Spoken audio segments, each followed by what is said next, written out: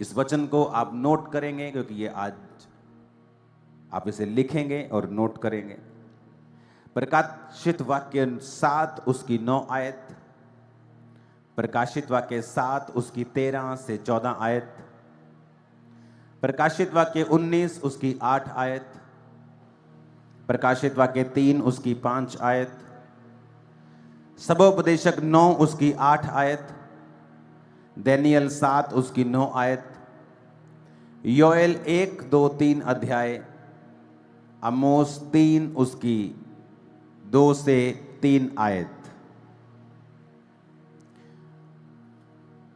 परमेश्वर अपने नबियों के द्वारा हमेशा मैसेज देता आया है। उसने अपने लोगों को इस्तेमाल किया है, न्यायियों को इस्तेमाल किया है, याजकों को इस्तेमाल किया है जो आत्मा में होते थे, अपने भविष्यद्वक्ताओं को, अपने प्रेरितों को उसने इस्तेमाल किया है आने वाले समय में क्या होगा और हमें अपनी जिंदगी को कैसे चलाना है सचेत करने के लिए। आमोस की पुस्तक 3 उसका 2 अध्याय जब हम पढ़ते हैं, 3 अध्याय उसकी 2 से 3 आयत जब हम पढ़ते हैं, पृथ्वी के सारे कुलों में से मैंने केवल तुम्हीं पे मन लगाया है, इस कारण मैं तुम्हारे सारे अधर्म के कामों का दंड लूंगा। यदि 2 मनुष्य परस्पर सहमत ना हो, क्या वो एक संग चल सकेंगे? आमोस भविष्यद्वक्ता जो है, ये उस समय का भविष्यद्वक्ता है जिस समय योना नबी, मीका और होशे अपना अपना काम कर रहे थे। यीशु मसीह के जन्म से 760 साल के करीब ये भविष्यद्वक्ता आमोस जो था, ये भविष्यवाणी करता है। इसकी गूंज कम करके इसको थोड़ा बढ़ाओ। अपने पड़ोसी को बोलो, ये वही भविष्यद्वक्ता है।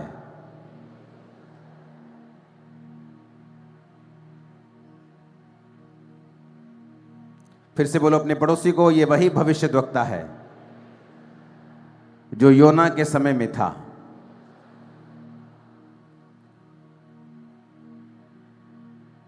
इस भविष्यद्वक्ता की एक बात जो मैं आपसे कहना चाहता हूं, जब हम योएल नबी की पुस्तक पढ़ते हैं, तो जब हम आमोस की पुस्तक पढ़ते हैं, ये दोनों भविष्यद्वक्ताओं ने इजराइल के दंड की घोषणा की है कि इजराइल परमेश्वर से दूर हुआ, वो दाखरस का मतवाला हुआ, उसने अलग अलग परमेश्वरों को पूजा, उसने गरीबों के ऊपर अत्याचार किए, उसने गलत कमाई को रखा, तो परमेश्वर उनसे नाराज हुआ और बाइबल कहती है परमेश्वर ने इजराइल के ऊपर दंड की घोषणा की। इसलिए योएल नबी की पुस्तक में लिखा है कि तुम्हारी उपज को टिड्डियों ने खा लिया है, तुम्हारी दाख की बारियां सूख गई हैं, और वो भी इजराइल के दंड की घोषणा करता है। आमोस भी इजराइल और इजराइल के साथ वो जातियां जो परमेश्वर को पसंद नहीं करती थी, उन पर भी वो दंड की घोषणा करता है। और उसी समय एक सेम भविष्यद्वक्ता योना जो नीनवे नगर में जाता है, और वो नगर जो पाप से भरा हुआ था। जिस समय आमोस इजराइल के ऊपर घोषणाएं कर रहा था, उस समय इजराइल तरक्की कर रहा था फाइनेंशियली बहुत, और वो फाइनेंशियली बड़ा स्टेबल था, और फाइनेंशियली तरक्की करने के कारण वो सब तरफ अपने संबंध स्थापित करना चाहता था, डिप्लोमेटिक रॉन्ग ना हो, सब लोगों से मिलता था, वो भी चीजें देश में करता था जो बाइबल के खिलाफ हैं। उसे परमेश्वर की कोई परवाह नहीं थी कि परमेश्वर का वचन बाइबल में क्या कहता है। उसे ये था कि अच्छा, लोगों को ये पसंद है कर दो, लोगों को ये पसंद है कर दो, लोग नाराज नहीं होने चाहिए। हां, परमेश्वर की कोई बात नहीं, अगर राज्य चलाना है तो इतना परमेश्वर की बाइबल को फॉलो नहीं कर सकते। तो यहां पर इस समय 2 सीन चल रहे थे, एक वो नीनवे नगर जहां पाप था, और एक वो इजराइल जो इस समय तरक्की कर रहा था, फाइनेंशियली स्टेबल था और बहुत ब्लेसिंग हासिल कर रहा था, लेकिन परमेश्वर के वचन से दूर था। और परमेश्वर के दास ने उनको बताया कि आने वाले समय में तुम्हारे साथ फिर क्या होगा। आने वाले समय में तुम और तुम्हारे साथ की जातियों को परमेश्वर दंड देगा। और वचन कहता है और हिस्ट्री कहती है, ये बात हिस्ट्री ने भी प्रूफ की है कि इस भविष्यवाणी के 2 साल बाद वहां पे इतना बड़ा भूकंप आया कि वो देश फिर उस भूकंप से कभी रिकवर नहीं कर पाया। और दूसरी तरफ योना नबी को जब परमेश्वर ने मैसेज दिया, पहले वो भाग गया और मैसेज देने के बजाय वो किसी दूसरे देश में भागना उसने उचित समझा कि वो लोग तो बड़े पापी हैं, अगर मैं वहां पे जाके परमेश्वर के बारे में बताऊंगा तो मेरा मजाक उड़ाएंगे, फॉलो नहीं करेंगे। और एक मछली ने जब उसे निगल लिया, जब समुद्र में तूफान आया और लोगों ने उसे फेंक दिया और मछली ने उसे निगला और वो नीनवे शहर के बाहर जाके उसे फिर से उगल दिया और उसने जाकर नीनवे में प्रचार किया। और क्या राजा, क्या छोटा, क्या बड़ा, सबने मन फिराया और टाट ओढ़ा और परमेश्वर के सामने तौबा की और पूरा देश बचाया गया। और एक तरफ जो इजराइल था वो नाश हो गया और एक तरफ जो अन्य जाति लोग थे वो बचाए गए। आने वाले समय में जो चीजें होने जा रही हैं आपकी लाइफ में, सिनेरियो जो देश में, पूरी दुनिया में हो रहा है, मैं क्रिश्चियंस को यह मैसेज देना चाहता हूं कि आपको अब सुधरना पड़ेगा, क्योंकि फ्यूचर ट्रबल से, मुश्किलों से, डिप्रेशन से, ऑपरेशन से, वो फाइनेंशियली है, वो मेंटली है, भरा हुआ है। दुनिया ने इतने गहरे, इतने डार्क डेज कभी नहीं देखे होंगे, यहां तक कि वर्ल्ड वॉर्स में भी नहीं देखे होंगे, जो आने वाले समय में दुनिया देखने वाली है।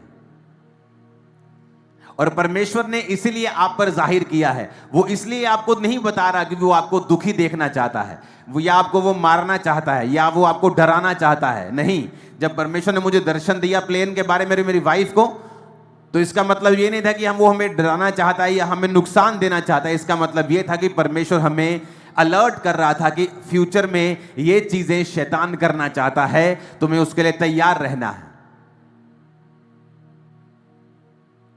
तो मैं प्रेयर में था, प्लेयर में हम प्रेयर में थे, टीम प्रेयर में थे, सब लोग हमने प्रेयर की और परमेश्वर ने उस चीज को रिवर्स किया। आपने कितनी बार ऐसा सुना है अपनी लाइफ में कि आप प्लेन की बोर्डिंग कर रहे हो और बोर्डिंग करने से आपको रोक दिया जाए और अनाउंसमेंट हो जाए कि कैप्टन ने थ्रस्ट में प्रॉब्लम को फेस किया है, इसलिए आपकी बोर्डिंग नहीं हो सकती है। बिग इशू है ये, आपको नहीं पता शायद।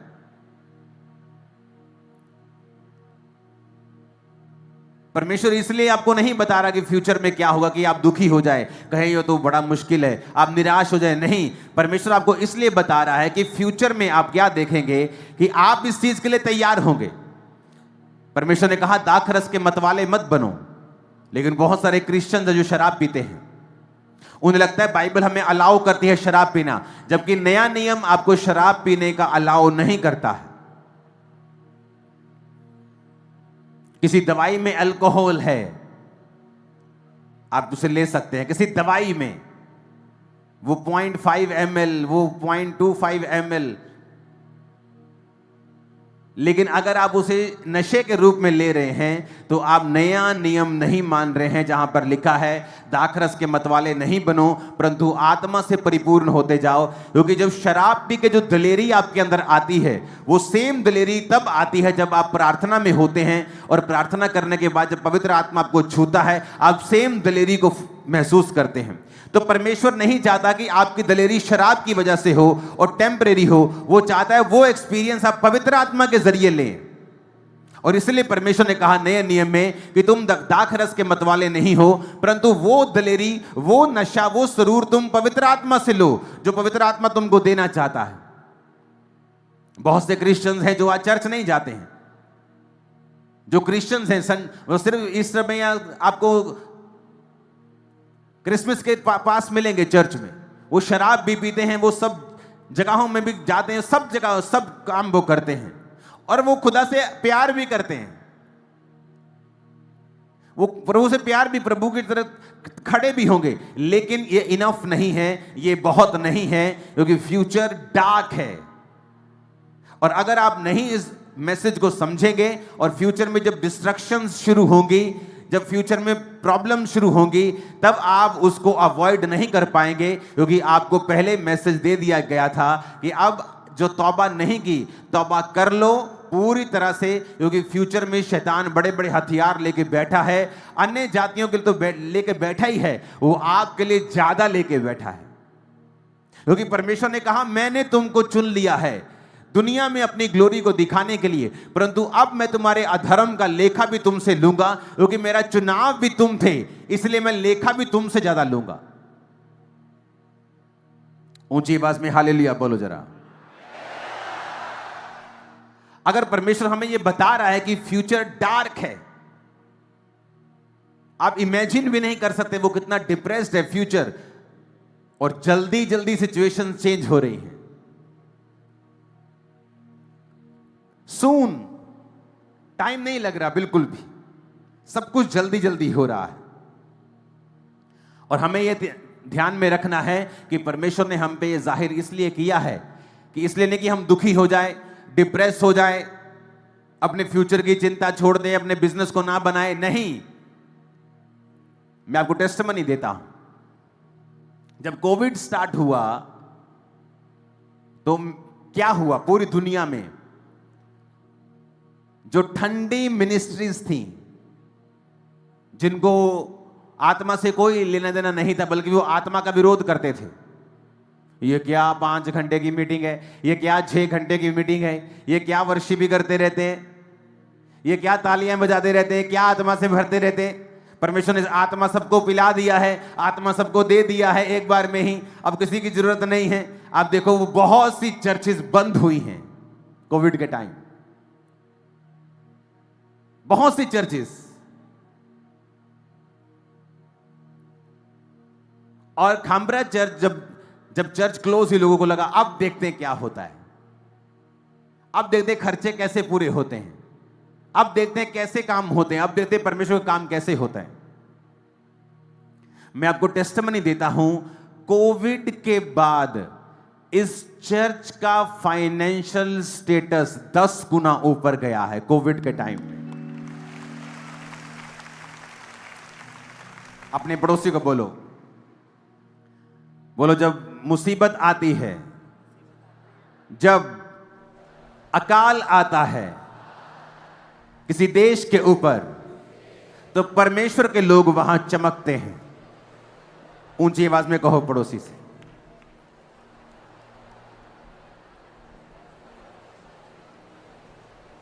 मैं आपको देख रहा हूं कि आप बोल रहे हो पड़ोसी से कि नहीं।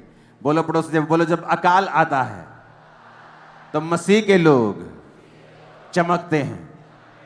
आमीन। अब बाइबल में देखो, इसहाक जब अकाल में था तो वचन कहता है उसने 100 गुना फसल को देखा। अब जब उत्पत्ति 26 पढ़ते हैं, आप उसमें पढ़ो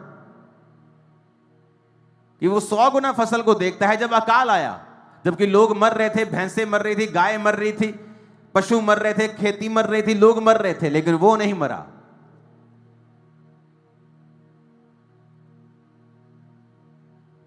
जब चर्च के कब्रिस्तान की अनाउंसमेंट हुई कि आप कोई भी डिनोमिनेशन के हों, आप कहीं भी हों, आपको अगर कब्रिस्तान की जगह नहीं मिल रही है, आपको खामरा चर्च में, अभी भी लोग फोन करके पूछते हैं, अभी भी कुछ सन्स फोन करेंगे, ये व्यक्ति का हो गया, हम इसे कहाँ फोन करें, कहाँ ले, फुलिश क्वेश्चन, बार बार एक ही अनाउंसमेंट होती, फिर भी वो पूछते रहते कि अनाउंसमेंट है कि आप खामरा चर्च में जो कब्रिस्तान है, आप वहां पे उसे बिना फोन किए, चर्च के बिना परमिशन के, अगर आप क्रिश्चियन हैं, किसी भी डिनोमिनेशन के हैं, आप जस्ट खुदा पे फेथ करते हैं, आपसे नहीं पूछा जाएगा आपने बपतिस्मा लिया नहीं लिया, आप कौन सी चर्च के हैं, आप कहाँ जाते, नहीं। अगर आप क्रिश्चियन हैं, आप अपने उस लव्ड वन को दबाना चाहते हैं, आप तो चर्च में अलाउड है कि आप उसे तबूत समेत आप दबा सकते हैं।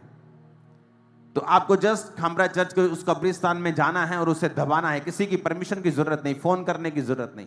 वो कब्रिस्तान जो करोड़ों का है, कोविड के समय में परमेश्वर ने दिया था। मैं आपको बता रहा हूं, ये टेस्टिमनीज हैं, ये मुद्दे थे लोगों के कि उनके पास, चर्चिस के पास कब्रिस्तान नहीं थे कोविड के समय में। आप इमेजिन करो, जब लोग जब नीचे जा रहे थे, चर्च ऊपर जा रही थी। और ये प्लान है, ये मास्टर प्लान है, ये परमेश्वर का एक प्रूफ होता है। आप मेरी बात समझो, जब तक अकाल, जब तक मरियां, जब तक फाइनेंशियल ऑपरेशन, डिप्रेशन, जब तक युद्ध, ये चीजें जब जब जब समय समय पे नहीं होती हैं, क्रिश्चियन लोगों को कभी मालूम नहीं होता कि हम दूसरों से अलग हैं। मेरी बात आप समझो। कोविड तक सब एक थे, लेकिन कोविड के बाद जब लोग डाउन जा रहे थे, बिजनेस डाउन जा रहे थे, चर्चेस बंद हो रही थी, हम नए काम कर रहे थे, बड़े काम कर रहे थे, डेडिकेट कर रहे थे करोड़ों रुपए की जमीनों को परमेश्वर के ऐसे कामों के लिए। अब मेरी बात समझो। जब ये टाइम आता है तो एक्चुअल में ये क्रिश्चियन लोग जो आत्मा से भरे हुए हैं, जो आत्मा से चल रहे हैं, जो तौबा से चल रहे हैं, जो पवित्रताई में चल रहे हैं, जो नशे में चूर नहीं हैं, जो पैसे में मगरूर नहीं हैं, जो पवित्र आत्मा के जरिए चल रहे हैं अपनी लाइफ में, जो जीवित चर्चेस के साथ जुड़े हुए हैं, जो अपने पैसों से इवेंजलिज्म कर रहे हैं, जो अपने पैसों से बीजों को बो रहे हैं, जो प्रार्थना कर रहे हैं, उपवास कर रहे हैं, चर्च के दर्शनों में परमेश्वर के संग चल रहे हैं, उनको मालूम होता है जब ऐसा टाइम आता है आप नहीं मरेंगे, आप डाउन नहीं होंगे, आप ऊंचा जाएंगे, आपका परिवार ऊंचा जाएगा, आपका फाइनेंस ऊंचा जाएगा, कुछ भी खराब नहीं होगा। आपने टेस्टिमनी सुनी होगी, जब कोविड में लोगों के बिजनेस बंद हुए तो चर्च के लोगों ने कोविड के समय बिजनेस स्टार्ट किए, और जो लोग किराए पे थे आज वो लाखों रुपया कमाते हैं, जितना अमेरिकन नहीं कमा रहा, जितना कैनेडियन नहीं कमा रहा, वो यहां कमा रहे हैं। ये टेस्टिमनी है उनकी लाइफ की। कब स्टार्ट हुई? कोविड में। कोविड में ही क्यों? क्योंकि परमेश्वर की आत्मा ने हमें बताया है कि जब जब देश में, जब जब दुनिया में अंधेरा ज्यादा होगा तो उजाला ज्यादा चमकेगा। जब लाइट सुबह को आप जलाएंगे तो उसकी रोशनी समझ नहीं आएगी आपको, लेकिन जब अंधेरा हो जाएगा तो उसकी रोशनी ज्यादा समझ आएगी।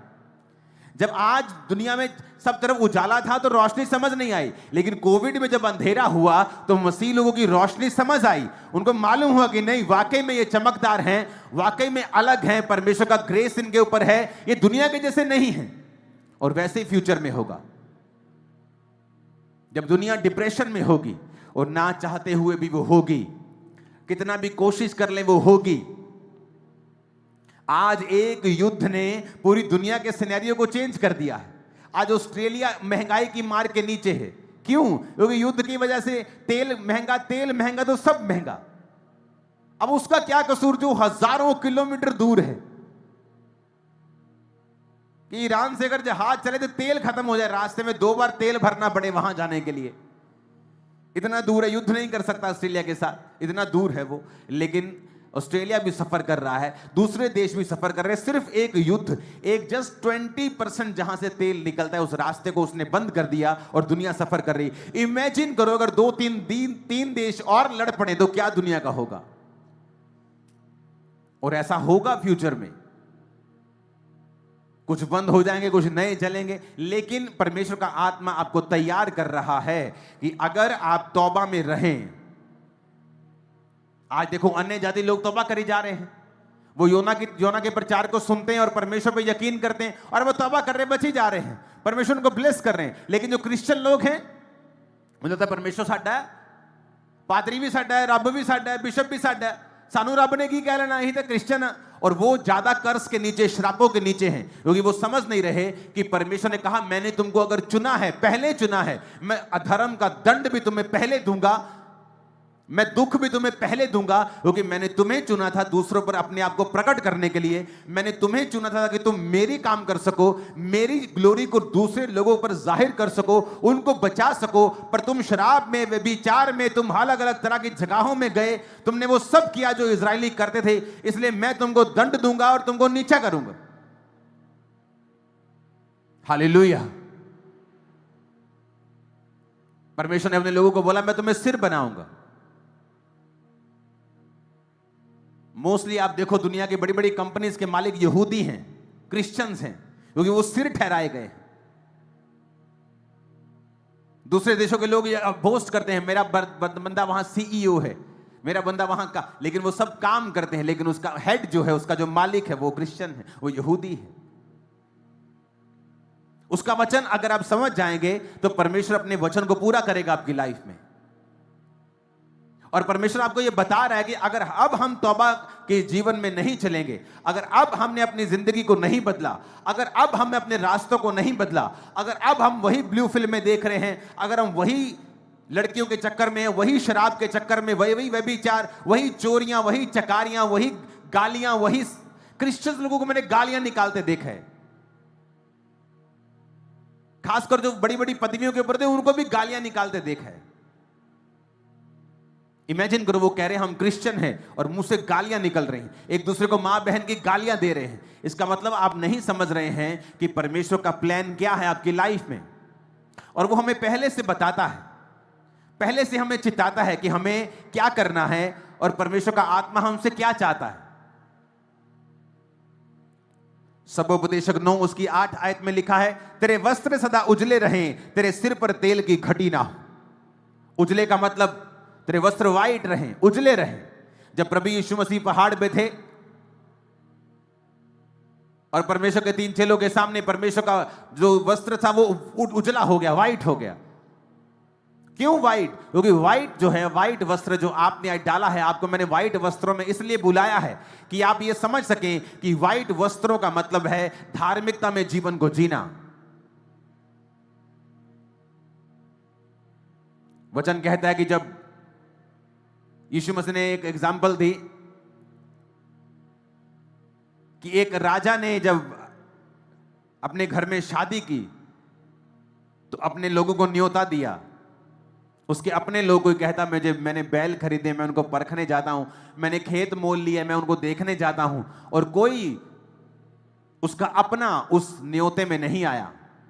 वो क्रिश्चियंस की बात कर रहा था कि परमेश्वर ने क्रिश्चियंस को चुना। आप बॉर्न क्रिश्चियन फैमिली से हैं, लेकिन जब न्योता आता है, आज मीटिंग पे चलते हैं, आज बपतिस्मा लेते हैं, नहीं, तुमको अपनी गर्लफ्रेंड से मिलने जाना है, तुमको शराब पीने जाना है, तुमको पार्टी करने जाना है, तुमको अपनी जॉब में जाना है, तो परमेश्वर ने कहा, उसने कहा अपने लोगों को जाओ, जबकि मेरे निमंत्रित लोग योग्य नहीं ठहरे तो जाओ, चौकों में जाओ, बाजारों में जाओ, गलियों में जाओ और सबको उठा लाओ। तो वो गए और लूले, लंगड़े, कमजोर, गरीब सबको उठा लाए। वो गरीब और कमजोर अन्य जाति को दर्शाते हैं जो क्रिश्चियन नहीं थे। और लिखा जब वो सब खा रहे थे तो जब राजा आया तो एक व्यक्ति जो विवाह का भोज खाते समय विवाह का वस्त्र पहने हुए नहीं था, तो राजा ने कहा, मित्र तू वस्त्र क्यों नहीं पहना?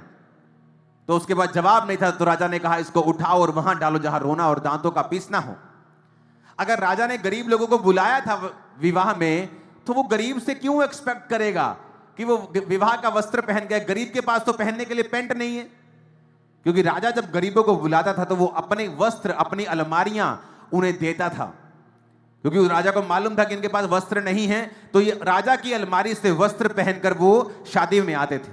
तो वो व्यक्ति जिसने इतनी बेवकूफी की कि उसे मालूम था कि राजा ने उसे बुलाया है, यही बड़ा फजल है, राजा ने अपने कपड़े भी उसको दे दिए, यही बड़ा फजल है, लेकिन फिर भी उसने पहना नहीं, तो इसलिए राजा ने गुस्सा किया। तो इसमें 2 मैसेज हैं। एक वो कि अन्य जातियों को परमेश्वर ने बुलाया, तो आपको बुलाया, इसका मतलब ये नहीं कि आप उस पर घमंड करें और आप कहें कि नहीं नहीं हमें तो परमेश्वर ने जी, देखो जी सानू तो अन्य जातियां तो चुन तो लिया, लेकिन बाइबल से ये भी लिखिया कि हुण तू भी अलर्ट रहे, ते वस्त्र नु पहन के रख, कपड़ियां नु पा के रख, अपने वस्त्रों को डाल के रखो, क्योंकि राजा तुम्हें चेक करेगा कि तुम योग्य नहीं थे मेरी विवाह के भोज में, तुम आओ, मैंने अपने अनुग्रह से तुम्हें अन्य जातियों को बुला लिया है, लेकिन क्या तुम विवाह के वस्त्र को पहने हुए हो या नहीं? और वस्त्र जो है वो पवित्रताई को दर्शाता है।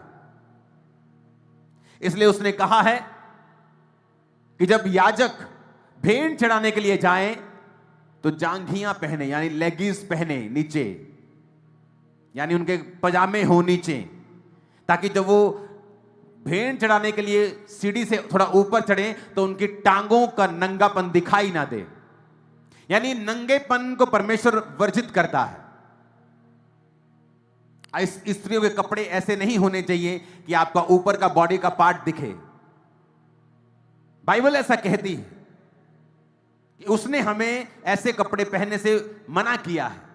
याजकों को कहा कि तुम्हारा नंगापन दिखाई ना दे, ऐसा ना हो मैं तुम्हें मार दूं। नंगापन पाप को दर्शाता है। इस हवा और आदम ने जब पाप किया तो उसने कहा हम नंगे हैं। नंगापन पाप को दर्शाता है। और जब परमेश्वर कपड़ों की बात करता है, प्रकाशित वाक्य 7 उसकी 9 में लिखा है तेरे इसके बाद मैंने दृष्टि की ओर, देखो हर जाति, कुल, लोग, हर जाति, कुल, हर एक कुल, लोग, हर भाषा में से एक बड़ी भीड़ जिसे कोई गिन नहीं सकता, सफेद श्वेत वस्त्र पहने, क्लॉथ्ड विद व्हाइट रोब्स, हाथों में खजूरों की डालियां लिए सिंहासन के सामने, मेमने के सामने खड़ी। प्रकाशित वाक्य 19:8 में लिखा है, उसको शुद्ध और चमकदार महीन मलमल पहनने का अधिकार दिया गया, क्योंकि उस महीन मलमल का अर्थ पवित्र लोगों के धर्म के काम है। प्रकाशित वाक्य 7:13-14। इस पर प्राचीनों में से एक ने मुझसे कहा, ये श्वेत वस्त्र पहने हुए कौन हैं, कहां से आए हैं? मैंने उससे कहा, ये स्वामी तू ही जानता है। उसने मुझसे कहा, ये वो हैं जो उस महाकलेश में से निकल के आए हैं। इन्होंने अपने अपने वस्त्र मेमने के लहू में धोकर सफेद किए हैं। आमीन बोलो ऊंची आवाज। Hallelujah, hallelujah. कहता ये वही हैं जिन्होंने लहू के साथ अपने वस्त्रों को सफेद कर लिया है, जिन्होंने पाप के सामने घुटने नहीं टेके हैं, जिन्होंने व्यभिचार के सामने घुटने नहीं टेके हैं, विरोध के सामने घुटने नहीं टेके हैं, जो यहोवा के ही बने रहे, जो जीसस के ही बने रहे। ये वही हैं जो महाकलेश से निकल के आए हैं। उस फ्यूचर में, क्योंकि ये प्रकाशित वाक्य है, फ्यूचर की पुस्तक है, जो होगा ये वही है। मेरी ये प्रार्थना है, मेरी ये विनती है खुदा के सामने कि जितने आज इस वचन को सुन रहे हैं और सुनेंगे, हम सब उसी भीड़ों में शामिल हो जो व्हाइट वस्त्र पहने स्वर्ग में उसके सामने सेवा करेंगे। आमीन ऊंचे वाला चाहिए चर्च। Hallelujah, hallelujah. प्रकाशित वाक्य 3:5 में लिखा है, जो जय पाए उसे इसी प्रकार व्हाइट वस्त्र पहनाया जाएगा। मैं उसका नाम जीवन की पुस्तक में से किसी रिश्ती से ना काटूंगा, उसका नाम अपने पिता और स्वर्गदूतों के सामने मान लूंगा। हालेलुया। जो जय पाए उसे सफेद वस्त्र दिया जाएगा। व्हाइट वस्त्र आप जो आज डाल के आए हो, परमेश्वर आपको कुछ कहना चाहता है कि ये व्हाइट वस्त्र पवित्रताई की, धर्म के कामों की, लहू से धोए हुए लोगों की निशानी है। व्हाइट वस्त्रों का मतलब है अपना जीवन पाप में मलिन नहीं करना है, गंदा नहीं करना है, शैतान के कहे के अनुसार नहीं चलना है। क्योंकि आने वाले समय में जो रियल डिप्रेशन ऑपरेशन का टाइम आ रहा है, जो लोग पवित्रताई में होंगे, प्रार्थना में होंगे, परमेश्वर के साथ जुड़े हुए होंगे, आप और अधिक चमकेंगे, नेक्स्ट लेवल तक चमकेंगे, सेवकाइयां नेक्स्ट लेवल तक चमकेंगी। आप इंडिया में, इंडिया के बड़े बड़े लोगों में अब चर्चिस को शामिल होता फ्यूचर में देखेंगे। मैं आपको फिर कह रहा हूं, परमेश्वर ऐसा होने देने वाला है और ये ऐसा होगा और आप देखेंगे और ग्लोरीफाई करेंगे खुदा के नाम को। आमीन ऊंचा चर्च। Hallelujah, hallelujah. और जैसे जैसे ऐसा समय आएगा, खुदावंद अपने लोगों को शाइन कर देगा। और जो बरकत कोविड के समय चर्च पे उतरी, वो बरकरार रही, कम नहीं हुई। वो वैसे ही है, आज तक वैसी है। वो ग्रेस आज तक वैसी है। हमने वैसी ग्रेस पहले 2020 के पहले इस मिनिस्ट्री में कभी नहीं देखी थी जो 20 के बाद देखी। याद रखना, जब डिप्रेशन का समय आएगा, ऑपरेशन का समय आएगा, मानसिक तनावों का लोगों के ऊपर समय आएगा, आप क्रिश्चियन लोगों को अब से अधिक 10 गुना चमकता हुआ देखेंगे। आप सरकारी, गैर सरकारी, सेंटर या किसी भी स्टेट हो, आप क्रिश्चियन लोगों को बड़ी पदवियों के ऊपर देखने वाले हैं फ्यूचर में। आप देखेंगे परमेश्वर का आत्मा ने मेजर रोल देगा लोगों को, क्रिश्चियंस को, पास्टर्स को, सरकारों के अंदर एक मेजर रोल दिए जाएंगे सुधार करने के, काम करने के, सलाह देने के। आप देखें फ्यूचर में बड़े काम होने वाले यीशु मसीह के नाम में। आप देखना क्या होता है, आप देखना क्या होता है। समय आने वाला है, तैयार रहो, तैयार रहो। अब दो तरह के मैसेज हमारे बीच में थे।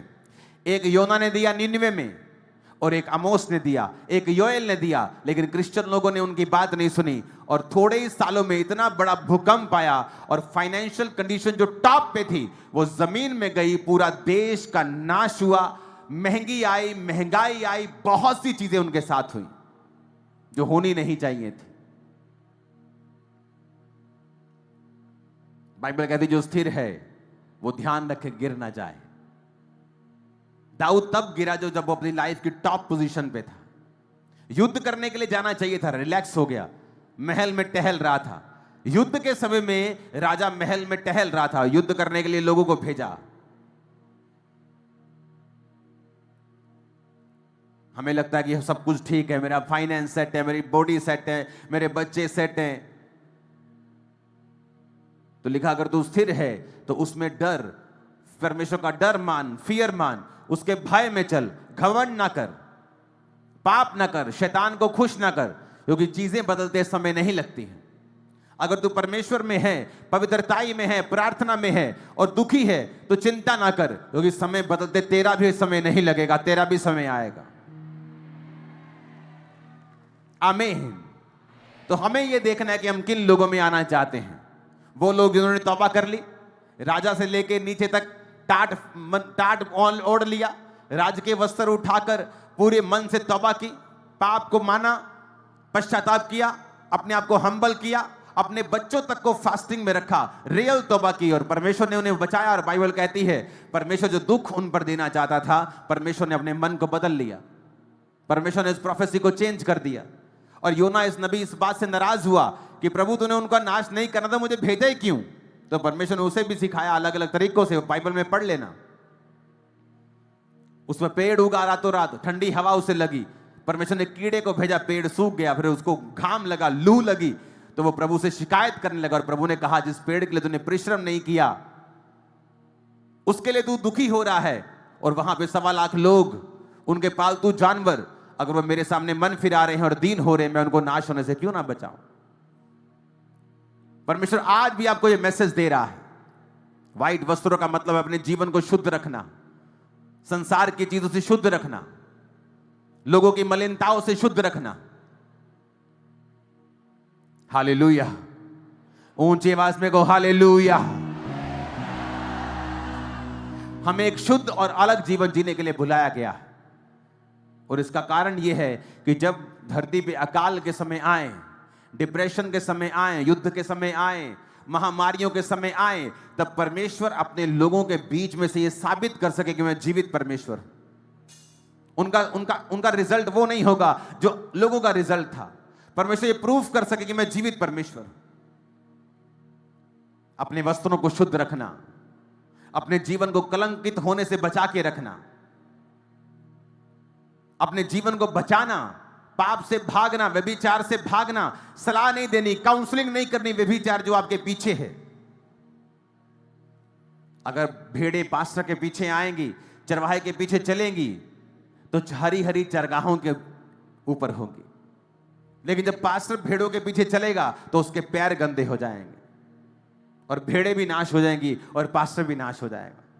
पास्टर का काम नहीं है विश्वासियों के अंदर घुसकर कमेटियां डालना, उनके साथ फाइनेंशियल संबंध रखना, फाइनेंशियली उनको यूज करना। पास्टर्स का काम नहीं है। बच के रहना चाहिए पास्टर्स को। उनका काम है उनको ब्लेस करना, भेड़ों को गाइड करना, उनकी अगुवाई करना, उनको पाप के रास्ते से चिता के रखना कि फ्यूचर में ऐसा होने वाला है। फ्यूचर आसान नहीं है, ये टफर हुई होता जा रहा है, ये हाई लेवल का टफ होता जा रहा है। तुम्हें आज से तैयारी करनी होगी। ऊंची आवाज में कहो हालेलुया। दानियल 7 उसकी 9 आयत में लिखा है, मैंने देखते देखते अंत में क्या देखा कि सिंहासन रखे गए और कोई अति प्राचीन विराजमान हुआ। उसका वस्त्र हिम सा उजला, whose garment was white as snow। उसके सिर के बाल निर्मल ऊन सरीखे, उसका सिंहासन अग्नि में, उसके पहिए धधकती हुई आग जैसे दिखाई पड़ते थे। जब भी परमेश्वर को दिखाया गया है स्वर्ग के दर्शन में, तो उसे व्हाइट कपड़ों में दिखाया गया है, जो पवित्रताई का प्रतीक है। प्रेम शैतान भी करता है अपने शैतानी आत्माओं के साथ। जब एक दुष्ट आत्मा निकल जाती है और वो जाके बताती है कि वो बंदा फिर से मसीह से दूर हो गया है, तो 7 दुष्ट आत्माएं वो साथ लेके आती, बनी बनाई है शैतान में। शैतान शैतान से प्यार करता है, लेकिन शैतान के अंदर पवित्रता ही नहीं है। इसीलिए जब दूत परमेश्वर को देखते हैं तो प्रेमी प्रेमी प्रेमी नहीं, पवित्र पवित्र पवित्र सेनाओं का यहोवा बोलते हैं। इसलिए सब प्रेम परमेश्वर की ओर से नहीं है। लोगों को लगता है जब वो किसी लव में है, उन्हें लगता है लव इज गॉड। वो लव गॉड नहीं है, वो फिलियो वाला लव है, वो ब्रदरली लव है, वो संसारिक लव है। लेकिन वो लव अगापे है, वो लव अनकंडीशनल है जो परमेश्वर का है, वो पवित्र है जो परमेश्वर का है। और इसलिए दूत कहते हैं पवित्र पवित्र पवित्र सेनाओं का यहोवा। और जब भी प्रभु को आप देखते हैं तो उसका लिखा, उसका वस्त्र जो था वो हिम सा उजला, snow as white, white as snow, और सिर के बाल व्हाइट जो पवित्रताई का और सियानेपन का, बुद्धि का, एक्सपीरियंस का प्रतीक है व्हाइट बाल। और उसका सिंहासन अग्निमय और पहिए धधकती हुई आग, यानी वो जजमेंट को दिखाता है। आग में जब आप सोना डालेंगे तो वो चमकता है, और कुछ डालेंगे तो वो पिघल जाता है और वो एक्सपोज हो जाता है। भूसी डालेंगे वो जल जाएगी, सोना डालेंगे वो चमकेगा। आग के अंदर झूठ नहीं बोला जा सकता। आग सब दिखा देती है, ये सोना है, ये लोहा है, ये घास है, ये दिखने में सोना लगता है, ये है नहीं। आग के सामने झूठ नहीं बोला जा सकता। तो अग्नि में सिंहासन, आंखें, जब परमेश्वर के बारे में प्रकाशित वाक्य में जिक्र हुआ तो उसकी आंखें भी ज्वाला के समान है, यानी उसकी आंखों से कुछ भी छुपा हुआ नहीं, जिस तरह आग से कुछ छुपा हुआ नहीं है। वो जानता है आपने बंद कमरे में क्या सोचा है, वो जानता है आपने बंद कमरे में क्या किया है, वो जानता है किसके घर के ऊपर आपने कब्जा किया है, किसकी प्रॉपर्टी का आपने लालच किया है। वो कहता है सुधर जाओ, और वो हमें सुधरने के लिए कहता है ताकि वो फ्यूचर में आपको ब्लेस कर सके, सुरक्षित रख सके, आपको प्रोटेक्ट कर सके, आपके जनरेशन तक को ब्लेस कर सके, आप डिस्ट्रक्शन से बच सकें। जो लोग जिससे गुजरेंगे आप उससे नहीं गुजरेंगे, ये पक्की बात है। वो समय नहीं है कि अब हम अपनी आंखों के हिसाब से और अपनी मर्जियों के हिसाब से चलें। अब वो समय आ गया है जब हमें फैसला करना है, नहीं, परमेश्वर की आत्मा के हिसाब से मुझे चलना है। सब बोलो आमीन। आपके व्हाइट कपड़े धार्मिकता को दर्शाते हैं। आज आप व्हाइट कपड़े इसलिए डाल के आए हो कि आप दर्शन ले सको कि अगर व्हाइट कपड़े होंगे तो ही मैं स्वर्ग में हूंगा। धर्म के काम होंगे लहू के साथ धोकर, यीशु के मेमने के लहू के साथ धोकर व्हाइट कपड़े व्हाइट किए होंगे तो ही मैं वहां पे हूंगा, और इस दुनिया में भी तभी सरवाइव कर पाऊंगा। नहीं तो बहुत से फेलियर्स की कहानियां हमने सुनी हैं कि फलाने टाइम पे हम बड़े अमीर होते थे, फलाने टाइम पे हम बड़े ठीक होते थे, लेकिन कुछ ऐसा हुआ हमारे लाइफ में, सब कुछ बिगड़ गया। एक क्रिश्चियन, रियल क्रिश्चियन घर में ये स्टोरी जनरेशन तक कभी ना सुनी जाएगी। यीशु के नाम में आपकी लाइफ में कभी ना सुनी जाएगी।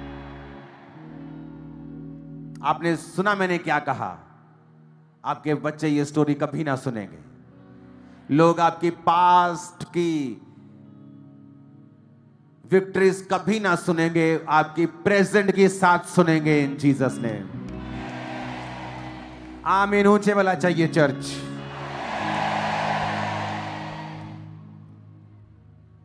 अपने पड़ोसी को बोलो तेरे व्हाइट कपड़े।